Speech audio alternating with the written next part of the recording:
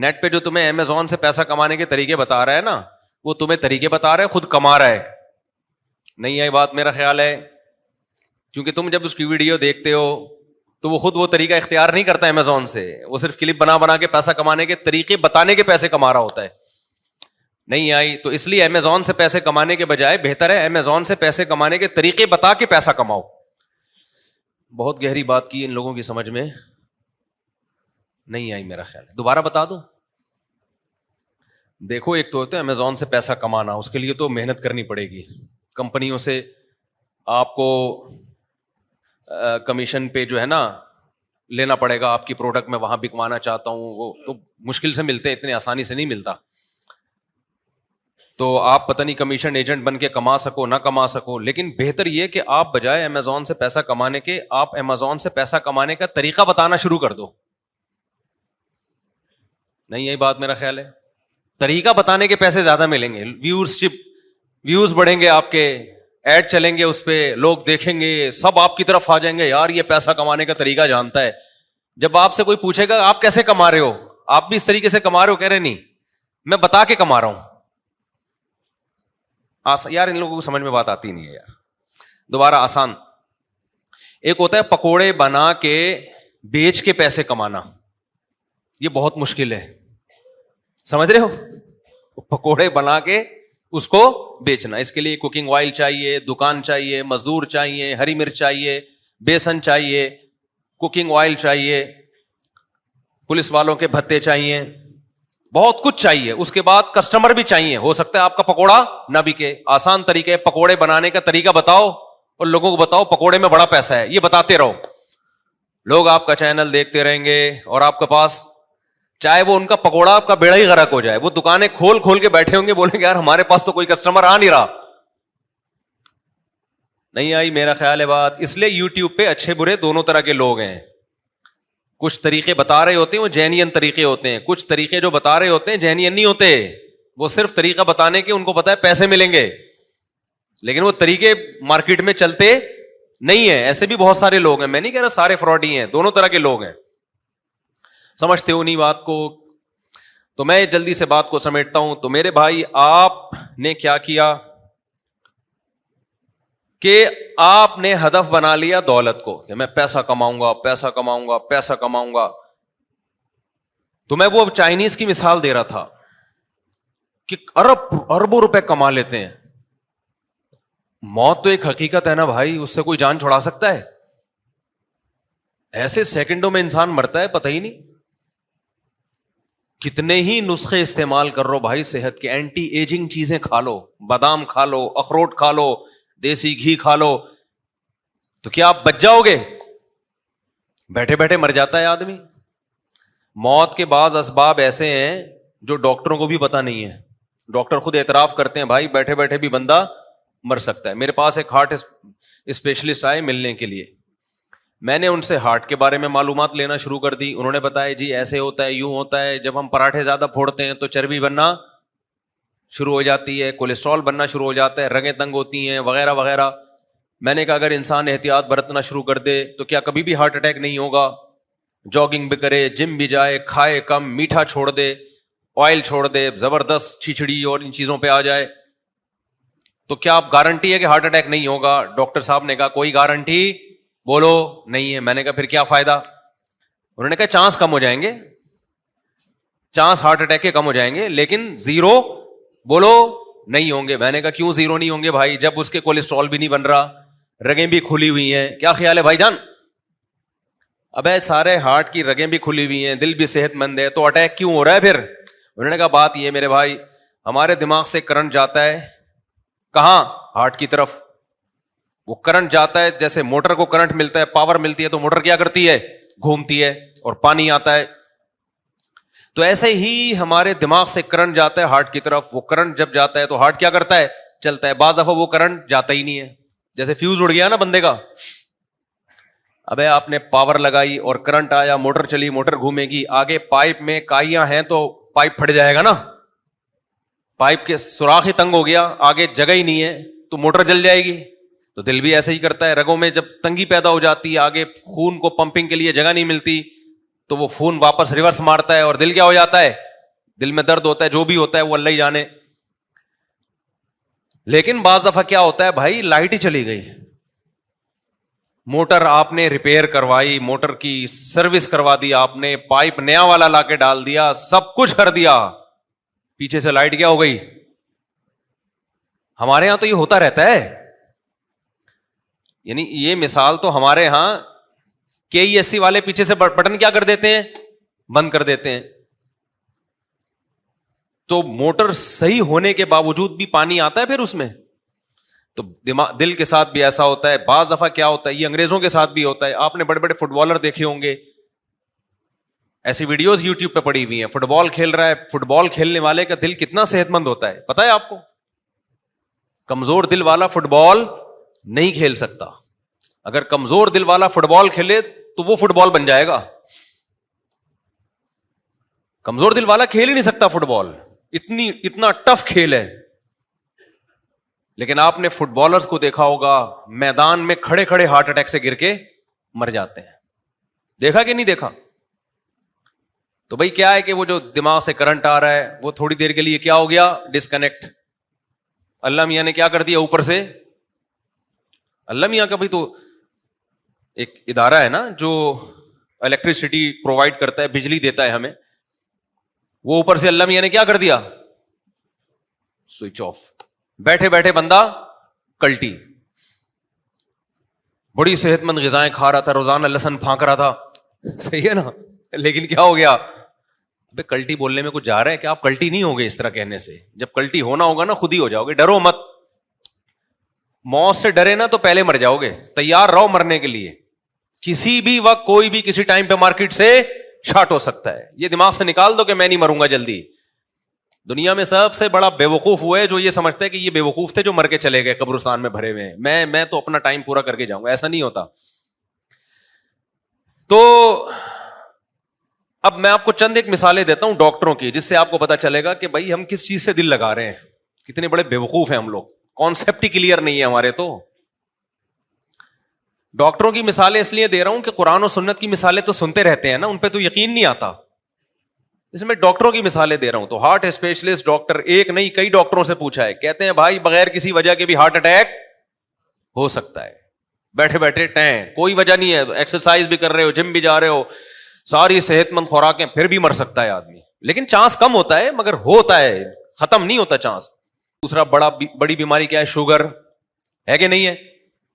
Sugar سے بھی لوگ مرتے ہیں, گردے بیٹھ جاتے ہیں, بینائی چلی جاتی ہے, دماغ خراب ہو جاتا ہے, پتہ نہیں کیا کیا ہوتا ہے. شوگر تو ہر جگہ جا کے اٹیک کرتی ہے. گردے گئے تو ڈائلسس پہ آ گئے, ڈاکٹر خود بتا دیتے ہیں اتنے دن تک آپ کی زندگی ہے.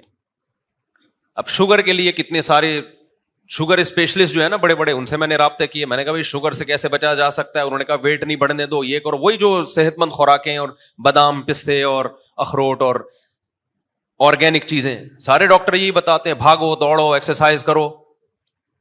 ڈاکٹر صاحب کیا یہ سارے کام کرنے کے بعد گارنٹی ہے شوگر نہیں ہوگی؟ شوگر کے اسپیشلسٹ بولے گا گارنٹی میرے بھائی, بولو نا نہیں ہے. ابے پھر کیا, میں وہ واقعہ بتاتا ہوں لیکن ابھی نہیں بتاؤں گا وہ واقعہ. پھر بھی گارنٹی نہیں ہے. وجہ کیا ہے بھائی؟ نہیں بھائی کچھ پتہ نہیں ہوتا کسی بھی چیز کا. موروثی ہوتی ہے, آپ کے باپ دادا نانا پردادا میں کسی کو ہوئی ہوگی, آپ کو ہو گئی. گارنٹی ڈاکٹر کسی چیز کی نہیں لیتا. گارنٹی فریج کی لی جا سکتی ہے, گاڑی کی لی جا سکتی ہے, بہت ساری چیزوں کی. انسان کی جو باڈی ہے اس کی گارنٹی ہے ہی نہیں. امکان ہوتا ہے کہ یہ جلدی نہیں مرے گا, یہ جلدی مر جائے گا, امکان کی حد تک, اس سے زیادہ کچھ بھی نہیں ہے. آگے چلتے ہیں ہم. کینسر کے اسپیشلسٹ, کتنے لوگوں کو کینسر ہوتا ہے نا. کینسر کے اسپیشلسٹ سے میری کئی دفعہ ملاقات ہوئی, اور وہ اسپیشلسٹ بھی معمولی اسپیشلسٹ نہیں ہے, جو کینسر کے اسپیشلسٹ کو پڑھاتے ہیں, یعنی اسپیشلائزیشن کرواتے ہیں کینسر میں. اور یورپ کے ایک دفعہ ملاقات کے لیے آئے. میں نے کہا ڈاکٹر صاحب آپ جو مجھ سے پوچھنے کے لیے آئے وہ بعد میں پوچھنا, پہلے میں آپ سے کچھ چیزیں پوچھنا چاہتا ہوں. کینسر سے بچنے کے لیے کیا کرنا چاہیے؟ یہ میں صحت پہ آپ کو رپورٹیں پیش نہیں کر رہا. آپ کہیں مفتی صاحب کیا شوگر کینسر, اور یہ تو ڈاکٹروں کا کام ہے بھائی, یہ ڈاکٹروں سے پوچھو. میں تو آپ کو میڈیکل سائنس کی رپورٹوں سے عبرت دلا رہا ہوں کہ اللہ رسول کی باتوں سے عبرت نہیں ہوتی, ڈاکٹروں سے ہی پوچھ لو عبرت ہو جائے گی. یہ دنیا دل لگانے کی جگہ بولو نہیں ہے, یہ 4 شادیوں کی جگہ ہے بس, تاکہ دل لگے ہی نہیں یہاں پہ. یہ 4 شادیوں سے بھی مسافر خانے کا احساس پیدا ہوتا ہے. پتہ ہے آپ کو, لوگ سمجھتے ہیں 4 شادیاں یہ دنیا کی محبت کی علامت ہے, حقیقت ہے دنیا کے مسافر خانہ سمجھنے کی علامت ہے. 4 شادیوں والے کا کوئی گھر ہوتا ہی نہیں ہے, ایک دن یہاں تو دوسرے دن وہاں, پھر تیسرے دن وہاں, چوتھے دن وہاں. ایک صاحب نے مجھ سے کہا نا, میرا وہ بڑا لطیفہ ہٹ ہوا تھا.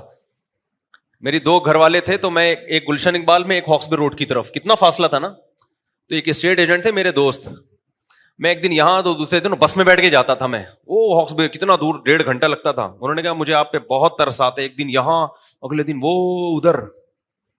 کہتے ہیں نا دھوبی کا کتا نہ گھر کا نہ گھاٹ کا, کوئی ٹھکانا ہی نہیں ہے. میں نے کہا ترس مجھے آپ پہ آتا ہے, ایک دن وہاں, دوسرے دن بھی وہاں, تیسرے دن بھی وہاں, 10 سال ہو گئے وہاں, 15 سال ہو گئے وہاں. ہم نے کہا ہم تو ایک دن یہاں تو دوسرے دن کہاں ہیں, وہاں ہیں. پھر میں نے ان کو بتایا کہ دنیا مسافر خانہ ہے, اس میں مسلمان کا کوئی ٹھکانا نہیں. یہ گھر ور کی محبتیں, 4 پائیوں سے, پلنگوں سے, دیواروں سے, یہ ان لوگوں کا کام ہے بھائی جو دنیا سے محبت کرتے ہیں. ہمارا تو کوئی پلنگ ہی نہیں ہے, کوئی پتہ نہیں ہوتا آج کہاں سونا ہے ہم نے, رپورٹ آ جاتی ہے آج فلاں جگہ کی باری ہے, چل بھائی. مسلمان کا کوئی گھر در و دیوار اینٹیں بولو نہیں ہوتی. اینٹوں سے محبت, پلنگوں سے محبت, بستروں سے محبت, یہ ان لوگوں کا کام نہیں ہے جو دنیا کو مسافر خانہ سمجھتے. آپ کو پتا ہے 2 پیغمبروں نے اپنی قوم کو یہ نصیحت کی تھی. صالح علیہ السلام نے بھی, ہود علیہ السلام نے بھی. ہود علیہ السلام نے کیا فرمایا, وَتَتَّخِذُونَ مَصَانِعَ لَعَلَّكُمْ تَخْلُدُونَ, تم ایسے گھر بناتے ہو جیسے تم نے ہمیشہ رہنا ہے اس میں. حالانکہ اپنے پیسوں سے گھر بنا رہے تھے, کوئی رشوت کے پیسوں سے نہیں بنا رہے تھے. سوال پیدا ہوتا ہے بھائی جب اپنے پیسوں سے, حلال کے پیسوں سے گھر بنا رہے ہیں تو پیغمبر کو اس پہ اعتراض کیوں ہے, کیا گھر نہ بنائے. اب پھر یہاں سے میرا آپ کا اختلاف کیا ہو گیا شروع, اختلافی مسائل چھیڑ دیتے ہیں مفتی صاحب. جب میں نے, میرا یہ کلپ چلتا ہے نا, ذاتی گھر کوئی اتنی بڑی کوئی ضرورت نہیں ہے, تو لوگ پھر بہت اعتراض کرتے ہیں. میں نے گھر بنانے سے منع نہیں کیا بھائی, بار بار کہتا ہوں, اگر بہت آمدن ہے تو بناؤ, زیادہ آمدن نہیں ہے تو مت بناؤ. کھانے پینے پہ زور لگاؤ پھر زیادہ, بہت اللہ نے دے دیا پیسہ تو ٹھیک ہے بنا لو, اور وہ بھی اتنا بڑا, اتنا بنگلہ, اتنا خوبصورت, یہ بے وقوفوں کے کام ہے. تو میں آپ کو گنہگار نہیں سمجھتا زیادہ مضبوط گھر بنانے پر, بے وقوف اور احمق سمجھتا ہوں. یعنی ٹانگیں قبر میں لٹکی ہوئی ہیں, پتہ ہے 10-20 سال کے بعد مر جانا ہے, اور اربوں روپے پھونک دیے بنگلہ بنانے پر, تو بے وقوف نہیں تو اور کسے بے وقوف کہتے ہیں میرے بھائی. شوگر کا اسپیشلسٹ کہہ رہا ہے کوئی شوگر کی گارنٹی نہیں ہے, کینسر کا اسپیشلسٹ کہہ رہا ہے کینسر کی گارنٹی نہیں ہے, ہارٹ پیشنٹ کے کبھی بھی مر سکتا ہے, پھر اربوں روپے پھونک دیے کس میں, سریے اور دیواروں میں. اٹ از کالڈ حماقت. اس کو کیا بولتے ہیں, کسی بھی عقل مند سے پوچھو گے بولے گا بھائی یہ بے وقوفی ہی ہے. تو ہود علیہ السلام نے قوم سے کیا فرمایا, تتخذون مصانع لعلکم تخلدون, اپنے پیسوں سے, حلال کے پیسوں سے بنا رہے ہو, گھر بنا رہے ہو, گھر بنانے پہ ہمیں اعتراض نہیں ہے, اتنے مضبوط بناتے ہو جیسے تم نے ہمیشہ رہنا ہے یہاں پہ. حالانکہ اس قوم کی عمریں ہماری عمروں سے بہت زیادہ تھیں, ان کی ہڈیوں میں کیلشیم ہماری ہڈیوں میں کیلشیم سے زیادہ تھا, ان کی ہڈیوں میں سریا بحریہ ٹاؤن میں بننے والے بنگلے کی بنیادوں میں سریے سے زیادہ تھا. اس کے باوجود پیغمبر ان سے کہہ رہے ہیں تم ایسے گھر بناتے ہو جیسے تم نے یہاں سے نکلنا ہے ہی نہیں. مسافر خانہ ہے بھائی, اتنا لفٹ کراؤ اس دنیا کو جتنا یہاں رہنا ہے. صالح علیہ السلام نے بھی اپنی قوم سے یہی کہا. صالح علیہ السلام نے کیا فرمایا, وَتَنْحِتُونَ مِنَ الْجِبَالِ بُيُوتًا فَارِهِينَ, چٹانوں کو تراشتے ہو اور اندر بنگلے کھڑے کر دیتے ہو. کتنی محنت لگتی ہے چٹانوں کو تراش کے بنگلہ بنانے میں بھائی, عمریں بیت جاتی ہوں گی. تو اور صدیوں تک وہ گھر ابھی بھی نشانات ہیں. میں ترکی گیا ہوں نا, ترکی کے بارڈر پہ, وہاں آپ دیکھیں گے غاروں کے اندر پورے محل بنے ہوئے ہیں. اگر ان کو پتا ہوتا نا کہ یہ ولاگنگ کے کام آئیں گے ہمارے محل ہمارے مرنے کے بعد, تو شاید وہ اتنی محنت نہ کرتے. وہ کہتے ہیں ہم تو اپنے لیے بنا رہے ہیں. 50 سال لگ جاتے ہوں گے اس محل کو تیار کرنے میں. زندگی میں کتنے سال رہ جاتے, 20-30 سال رہ جاتے تھے. کہتے ہیں بچوں کے لیے بنا رہے ہیں, تو بچوں کے لیے آپ پراپرٹی لے کے ڈال دو. اگر اللہ نے بہت پیسہ دیا ہے, یا گھر لے کے ڈال دو, لیکن یہ ذہن میں رکھو کہ جب یہ بڑے ہوں گے نا, یہ یہاں رہیں گے نہیں. اگر بچے ماں باپ کے گھر میں رہتے نا, تو ہم سب آدم علیہ السلام اور اما ہوا کے گھر میں رہ رہے ہوتے ابھی. کیا خیال ہے بھائی؟ نہیں یاری بات, میرا خیال ہے اوپر سے گزرنا شروع ہو گئی ہے. آدم علیہ السلام نے بھی سوچا ہوگا گھر بناؤں اپنے بچوں کے لیے, سارے یہاں پھر ہوتے ہوتے نا بچے جیسے جیسے بڑے ہوئے مارکیٹ سے شارٹ ہوتے گئے. میرے والد صاحب نے گھر بنایا ہمارے لیے, ہم تو نہیں رہ رہے بھائی اس میں. کون رہتا ہے بھائی؟ سب کوئی جاب ہوتی ہے, کوئی کہاں چلا جاتا ہے, کوئی کدھر چلا جاتا ہے. تو اتنی ٹینشن نہ لو, بچہ کے لیے اللہ نے وسائل دیے تو چھوڑ کے جاؤ, لیکن یہ ذہن میں رکھو بچہ 2 ہاتھ اور 2 پاؤں لے کے آتا ہے. اللہ نے کچھ اس کو بھی کہا ہے کہ تو بھی کچھ ہاتھ پاؤں مارے گا, لہذا بچوں کی زیادہ ٹینشن لے کے وقت سے پہلے قبر میں مت جاؤ. توکل کرو, اللہ پہ اعتماد کرو. یہ 2 ہاتھ اور 2 عدد پاؤں لے کے آیا ہے, بغیر ہاتھ پاؤں کے نہیں آ گیا. یہ 2 ہاتھ اور 2 پاؤں اللہ نے پیٹ ایک دیا ہے, اور 2 ہاتھ میں 10 پیٹوں کو بھرنے کی صلاحیت دی ہے. سمجھتے ہو؟ یہ کما زیادہ سکتا ہے, جتنا کھائے گا اس سے 10 آدمیوں کا زیادہ کمائے گا یہ. تو بچوں میں اسکلز پیدا کرنے کی کوشش کرو, زیادہ پیسہ انویسٹ کرنے کی کوشش نہ کرو. اور میں نے دیکھا ہے جن لوگوں نے بچوں کے لیے بڑی بڑی جائیدادیں چھوڑ کر گئے ہیں, بچوں میں کوئی اسکلز تو تھی نہیں, کمانے کا کوئی طریقہ تو آتا نہیں تھا, وہ سارے کروڑ روپے بچے برباد کر کے پھر زیرو ہو کے بیٹھ جاتے ہیں. اس لیے بچوں میں کوئی قابلیت پیدا کرو, اس کو زیادہ فوکس کرو. آپ دولت جمع کرنے کو زیادہ کیا کر رہے ہو؟ فوکس کر رہے ہو. اور بچہ بالغ ہو جائے نا, پڑھائی سے زیادہ کاروبار کی فکر کرو اس کی. پڑھائی میں آج کل کچھ نہیں رکھا ہوا. پڑھانا ہے تو گھر میں ہوم اسکولنگ میں پڑھاؤ. کچھ یہ الگ سے ٹاپک ہے, اس پہ تو بہت کچھ بولنے کا ہے ابھی. تو مسلمان تو ہمیشہ تجارت کیا کرتے تھے بھائی. جو تجارت میں نہیں چل رہا اس کو بولو تو کماؤ پوت بنے گا, ٹھیک ہے, تو جاب کرے گا جا کے. اصل تو مسلمانوں کا کام کیا ہے؟ بولو نا, بزنس ہے. صحابہ نے سب نے تجارتیں کی. یہ تو انگریز کے آنے سے پہلے ہم تو سارے باپ دادے بزنس کرتے تھے, زمینداری اور بزنس. یہ تو انگریز کو دفتروں کے لیے ملازم چاہیے تھے, ہم لوگوں کو اس نے بوٹ پالش پہ اور کلر بنا کے بٹھا دیا. اور اگر جاب کرنی ہے تو وہ جاب کرو جس کا کوئی ویژن ہو, یعنی کسی ادارے جس کا کوئی بڑا ویژن ہو, اس ادارے میں جاب کرو تاکہ آپ کی اس جاب سے انسانیت کو فائدہ ہو. مثال کے طور پر آپ گٹکا کمپنی میں جاب کر رہے ہو تو اس کا کیا فائدہ ہے یار؟ پیپسی میں جاب کر رہے ہو, اس کا کیا فائدہ؟ لوگوں کو پیپسی پلا کے کیا ملے گا آپ کو؟ ٹیچر بن جاؤ کسی یونیورسٹی میں, اس میں آپ لوگوں کو کیا کر سکتے ہو؟ گائیڈ. آپ کسی مدرسے میں استاذ بن جاؤ, وہاں آپ کیا کرو گے؟ لوگوں کو دین سکھاؤ گے. تو اس طرح کی جو جاب ہے, فوج میں چلے جاؤ اس نیت سے کہ بارڈر کی حفاظت کروں گا. اس طرح کی جو جابس ہیں وہ تو مسلمان کو کرنی چاہیے. باقی جو آج کل جس قسم کی جابس ہو رہی ہیں وہ کوئی اسلام اس کو نہیں وہ زیادہ اہمیت دیتا. خیر, تو وہ جو ہارٹ اسپیشلسٹ تھے انہوں نے کیا کہا, کینسر کے اسپیشلسٹ تک پہنچا تھا میں. 3 ہو گئے نا, ایک ہارٹ ہو گیا, ایک گردے کی کوئی شوگر کی گارنٹی نہیں ہے, دوسرا آپ کے دل کی کوئی گارنٹی نہیں ہے, تیسرا ہو گیا کینسر. بہت سے لوگ کس سے مرتے ہیں میرے بھائی؟ بولتے کیوں نہیں؟ کینسر سے. تو کینسر کے بہت بڑے اسپیشلسٹ میں نے ان سے پوچھا, ڈاکٹر صاحب ذرا بتائیں آج کل کینسر بہت زیادہ پھیل رہا ہے, اس سے کون سے اسباب ایسے ہیں جن کو ہم اختیار کریں گے تو کینسر سے بچیں گے؟ انہوں نے بتایا بھائی سب سے زیادہ جو چیز کینسر کا ذریعہ بنتی ہے موٹاپا. کیا چیز بنتی ہے؟ بولو نا. آپ جتنا کھا رہے ہیں آپ کی انرجی اتنی یوٹیلائز نہیں ہو رہی, استعمال نہیں ہو رہی. ان پٹ زیادہ ہے, آؤٹ پٹ کیا ہے؟ کم ہے. ان پٹ 3 پراٹھے ہیں, آؤٹ پٹ کیا ہے؟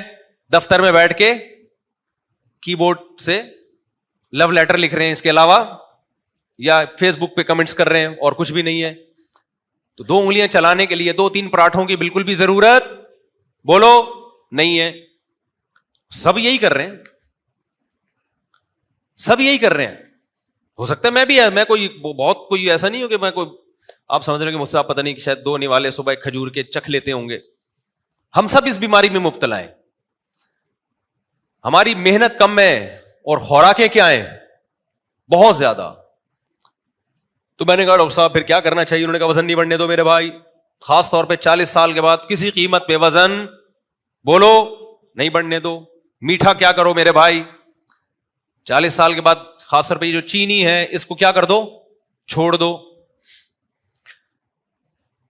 اچھا, میں نے کہا بھائی سگریٹ, ہاں میں نے کہا اور کیا؟ انہوں نے کہا گٹکا, گٹکے سے منہ کا کینسر, گلے کا کینسر, تمباکو سے میں نے تو اپنی خود زندگی میں اتنے کینسر کے گٹکے والے دیکھ لیے ہیں. اور کیا ہوتا ہے بھائی؟ اور انہوں نے کہا کہ یہ ہوتا ہے کہ جی آپ سگریٹ پیتے ہیں تو اس سے کیا ہوتا ہے؟ بولو نا, بتا دو اپنی زبان. کینسر کا امکان بہت زیادہ بڑھ جاتا ہے. میں نے کہا اچھا, سگریٹ بھی ایک بندہ نہیں پی رہا, گٹکا بھی نہیں کھا رہا, پان بھی نہیں کھا رہا, وزن بھی اس کا کیا ہے, فٹ فاٹ, جاگنگ کرتا ہے, جم جاتا ہے, خوراکوں پہ کنٹرول ہے. ڈاکٹر صاحب گارنٹی لیتے ہو کینسر نہیں ہوگا. آپ کو سن کے رونا آئے گا. اتنا کچھ کرنے کے بعد نا وہ کہتے ہیں گارنٹی پھر بھی بولو, سب کچھ صحیح آ رہا ہو پھر بھی ہو جاتا ہے. وہ مجھے پھر لطیفہ یاد آتا ہے, سنا ہی دیتا ہوں. اتنا کچھ کرنے کے بعد بھی اب آدمی اتنی محنت کرے تو ڈاکٹر صاحب گارنٹی دو نا کینسر نہیں ہوگا. ڈاکٹر صاحب کہتے ہیں کینسر پھر بھی ہو سکتا ہے. وہ مجھے لطیفہ یاد آ جاتا ہے. ایسے موقع پہ ایک آدمی اپنی بیوی کی کبھی تعریف نہیں کرتا تھا, اس کو اچھی نہیں لگتی تھی وہ. تو ایک دن بیوی نے کہا کہ بھائی تھوڑا سا آج میں میک اپ کرتی ہوں, کچھ ساڑی اچھی پہنتی ہوں, کچھ چوڑیاں ووڑیاں, بڑا زبردست زینت اختیار کی نا اس نے. اپنے شوہر سے کہا بتائیے یہ میری چوڑیاں کیسی لگ رہی ہیں.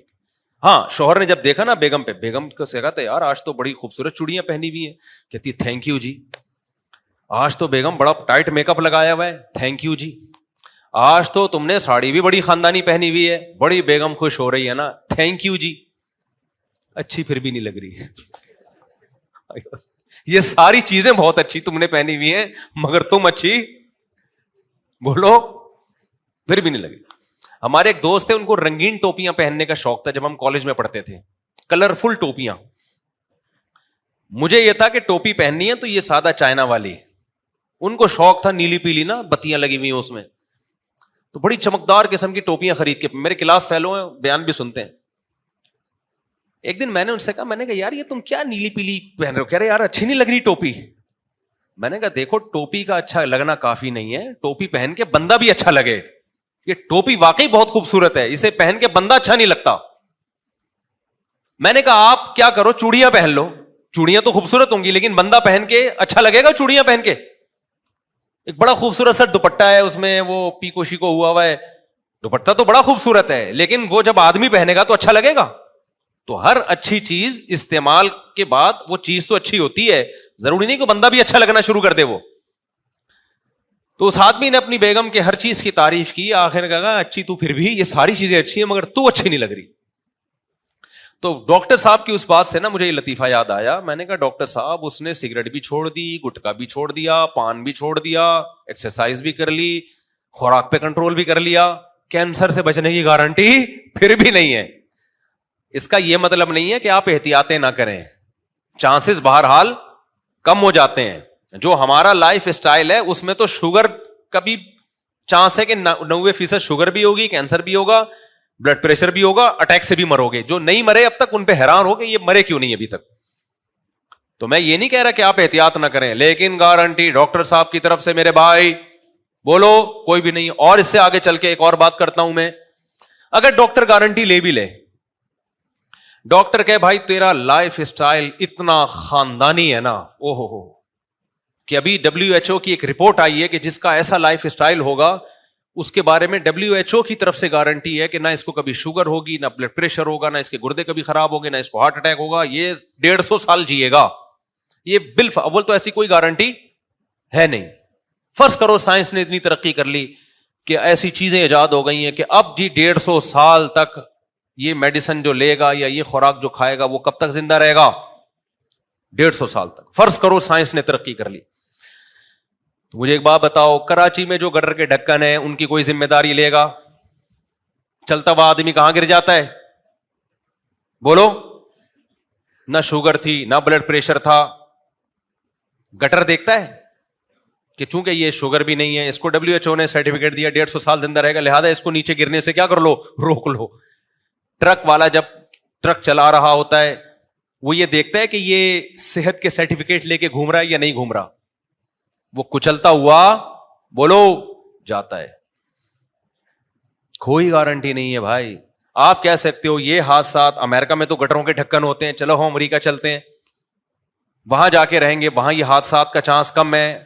بھائی وہاں جب حادثہ ہوتا ہے تو ہول سیل کے حساب سے پبلک جاتی ہے. یہاں تو ایک بندہ مرے گا دوسرا سدھر جائے گا کہ سڑک پہ چلو ہی نہیں, ٹرک مارتا ہے.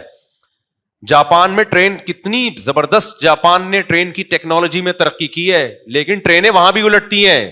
اور جب جاپان کی ٹرین الٹتی ہے نا تو 500 کلومیٹر فی گھنٹہ جو ہماری ٹرین الٹے گی نا، الٹنے سے پہلے آپ چھلانگ لگا سکتے ہو. حقیقت ہے، اتنا چانس دیتی ہے وہ، کیونکہ ایسے چھکا چھک چل رہی ہوتی ہے اور کھڑکڑ کھڑکڑ کی آوازیں آتی ہیں، پہلے انجن ہلتا ہے ٹرین، آپ کو اندازہ ہو جاتا ہے کہ بھائی کچھ زیادہ ہی ہو گیا آج. بہت موقع ملتا ہے کہ بھی چھلانگ لگا لے تو. کہ جو 500 کلومیٹر پر آور سے بھاگ رہی ہے نا، اللہ نہ کرے جب اس میں حادثہ ہوتا ہے تو پھر چھلانگ لگانے کا موقع پھر ایسے گاجر مولی طرح کٹتے ہیں لوگ، جہاز بھی گرتے ہیں. میں ایک سفر کر رہا تھا، ایک پائلٹ نے مجھے بتایا، جہاز میں پائلٹ نے، تو ہر طبقے سے جب آدمی مشہور ہوتا ہے تو ہر طبقہ جاننے لگتا ہے تو دوستی ہو جاتی ہے. ایک آپ کو دلچسپ واقعہ بتاؤں، میں سعودیہ جا رہا تھا تو ایک خوشبو میں نے بڑی خاندانی لگائی ہوئی تھی، تو ایئر ہوسٹس کو وہ خوشبو بڑی پسند آ گئی. مجھ سے ڈائریکٹ تو اس نے شرم کی وجہ سے کہا نہیں، جو اسٹیورڈ ہوتا ہے نا اس کو بولا کہ مفتی صاحب نے کون سی خوشبو لگائی ہوئی ہے، یہ بڑی زبردست خوشبو ہے. تو میں نے جیب سے نکال کے اس کو دکھا دی، یہ والی خوشبو لگائی ہوئی، اور پھر میں نے جیب میں ڈال دی. اچھا مجھے تو ذہن میں ہی نہیں رہا کہ یہ بیچاری مانگ رہی ہے خوشبو یا کیا، میرے دماغ میں واقعی یہ بات نہیں آئی. اچھا اب میں نے اپنے دوستوں کو جا کے بتایا کہ یار یہ خوشبو، اب ہر آدمی وہ خوشبو مجھ سے مانگ رہا ہے. تو ہمارے ایک دوست ہانگ کانگ گئے، وہ خوشبو لگا کے کہہ رہے کسی نے لفٹ نہیں کری. سمجھ میں آ رہی ہو نہیں آئی میرا غلط، بہت گہری بات کہہ گیا، میں بہت گہری بات کہہ گیا، جلدی سمجھ میں نہیں آتی. یہ بالکل ایسا ہی ہے کہ کچھ لوگ جا رہے تھے تو گروپ کی شکل میں نا، انہوں نے کہا اگر کسی نامحرم عورت پہ نظر پڑے تو استغفار پڑھنا ہے، استغفر اللہ استغفر اللہ. اچانک استغفار کی آواز آئی، سب نے بولا کہاں ہے بھائی کہاں ہے. سمجھ رہے؟ اچھا خیر، تو ٹرکوں کی گارنٹی کون؟ ہاں وہ میں بتا رہا تھا کہ پائلٹ نے بتایا، میں نے کہا بھائی کوئی حادثے آپ نے کبھی دیکھے ہو، جہاز میں کتنا سیکیورٹی کا نظام ہوتا ہے نا، کتنا بہترین. انہوں نے بتایا رشیا میں ایک دفعہ ہم جا رہے ہیں، رشین جہاز تھا روس کا. اچھا میں نے کسی بیان میں روس کو سوویت یونین کہہ دیا، غلطی سے کہہ دیا ہے. تو سوویت یونین تو افغانستان کی لڑائی کے بعد مارکیٹ سے شارٹ ہو گیا. تو لوگ ایسی غلطیاں پکڑتے ہیں، پھر طنز یہ کرتے ہیں ان کو ہسٹری کا نہیں پتا. اب ہمیں کیوں نہیں پتا افغانستان کی اور رشیا کی ہسٹری کا؟ تو یہ سبقت لسانی سے. اسی طرح میں نے ایک دفعہ بیان میں فلا صدقہ میں ترجمہ غلطی سے کر دیا کہ صدقہ نہیں دیا اس نے، حالانکہ صدقہ یصدقو کا معنی تصدیق کرنا ہوتا ہے. وہ زبان کی ایک مسٹیک ہے، اس کو بعض لوگوں نے کلپ بنایا کہ جس کو قرآن کی اس آیت کا ترجمہ نہیں پتا. صدقہ یصدقو تصدیقاً، یہ تو پوری گردان سنا دوں میں آپ کو. تو وہ منہ سے غلطی سے نکل گیا. وہ بیان میں بعض دفعہ دھیان کہیں اور ہوتا ہے، تو صدقہ میں وہ لفظ آ رہا ہے نا، اور پھر قرآن میں ہمیشہ نماز صدقہ ساتھ ہی ہے، اس لیے توجہ نہیں گئی اس طرف. تو لیکن لوگ ایک دم غلطی پکڑ کے کلپ بناتے ہیں، قرآن نہیں آتا.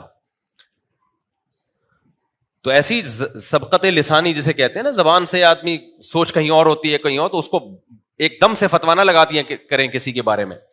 تو روس کا ایک جہاز تھا، انہوں نے بتایا پائلٹ نے کہ وہ جہاز جس ٹریک پہ ہم جا رہے ہیں نا سامنے سے اسی پہ آ رہا تھا، حالانکہ جہازوں میں ایسا نہیں ہوتا. اور کہہ رہے ہیں کہ 5 کلومیٹر دونوں جہازوں کا فاصلہ. تو وہ جہاز میں نا ایک آٹومیٹک الارم بجتا ہے جو ایمرجنسی کا ہوتا ہے، یعنی چند سیکنڈ کے بعد دونوں جہازوں نے آپس میں ٹکرا جانا تھا.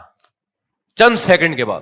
پیچھے مسافروں کو کچھ نہیں پتا تھا کیا ہو رہا ہے، لیکن آگے پائلٹ کی حالت کیا ہوئی ہوگی آپ سوچو کہ 5-10 سیکنڈ کے بعد ہمارے پرخچے اڑ جانے. کہہ رہے ہیں وہ اللہ کا فضل یہ ہوا کہ وہ کوئی آٹومیٹک سسٹم لگا ہوتا ہے، اس نے ٹرن لیفٹ کا کہا اور سامنے والے جہاز کو بولا ٹرن لیفٹ، تو اس نے ادھر لیفٹ کیا ادھر. یہ 1-2 سیکنڈ کے اندر کرنا ہوتا ہے پائلٹ نے. حالانکہ ایسے موقع پہ انسان بوکھلا جاتا ہے کہ بھائی یہ کیا ہو گیا، پتہ چلا ٹرن لیفٹ بولا اور اس نے رائٹ کر دیا. تو کہہ رہے وہ لیفٹ ہوا ہے اور دونوں جہاز یوں گئے ہیں ایسے کر کے، سلام دعا کرتے ہوئے، الیکس سلیکٹ کرتے ہوئے. پیچھے لوگوں کو نہیں پتا کیا ہوا ہے، وہ تو تھوڑا سا ہلے اور سیدھے ہو گئے. تو میں نے کہا ایسا ہوا کیوں ہے، سسٹم کی خرابی؟ انہوں نے کہا نہیں، رشیا میں بعض دفعہ پائلٹ پی کے نکلتے ہیں. حالانکہ کتنا ان کا سسٹم ہے چیک کرنے کا، پائلٹ کا نا الکوہول کتنی اس کی باڈی میں، بہت زبردست سسٹم ہے. اس کے باوجود بھی بھائی یہ سسٹم انسان کا بنایا ہوا ہے، انسان سے غلطی. وہ پائلٹ پی کے نکلے تھے تو پائلٹ سمجھ رہا تھا پائلٹ ہو گیا الٹا. میرا خیال ہے یہ پینے کے بعد جو ہے نا وہ الٹا ہوتا ہے، تو وہ ہو گیا الٹا، وہ سمجھا کہ جہاز الٹا ہوا ہے. تو جہاز کو سیدھا کرنے کی کوشش کی ہوگی اس نے. ایک شرابی جیسے ہے نا, وہ مشہور واقعہ ہے کہ شراب کتنی بری چیز ہے, دیکھو آپ, دونوں جہازوں کے پرخچے اڑا دینے تھے اس نے, خیر بچ گئے, پتہ نہیں کیس ویس ہوا ان کے خلاف, کیا ہوا ہوگا. تو باہر ملکوں میں یہ ہوتا ہے, زیادہ پی لی, ٹیسٹ میں آیا نہیں, اور پی کے جہاز خود الٹے ہو گئے, وہ سمجھے کہ ہر چیز کو سیدھا کرنے کی کوشش میں لگے ہوئے, اپنے آپ کو سیدھا کرنے کے بجائے ساری چیزیں الٹی کر دی. وہ ایک شرابی تھا نا, فائر بریگیڈ کے عملے میں تھا, تو شراب پی کے چلا گیا. وہ سب سے زیادہ محنت اسی نے کی, جا کے لوگوں کو نکال کے رہا, ایک بندہ, دو بندہ, لوگ کہہ رہے یار کیا ہو گیا اس کو, 10-15 بندے نکال دیے اس نے نا. تو بعد میں پتا چلا جتنے بھی فائر بریگیڈ کے عملے کے لوگ تھے نا, جو آگ بجھانے گئے ہوئے تھے, کم بخت ان سب کو نکال کے لے آیا. سمجھ میں آ رہی ہے؟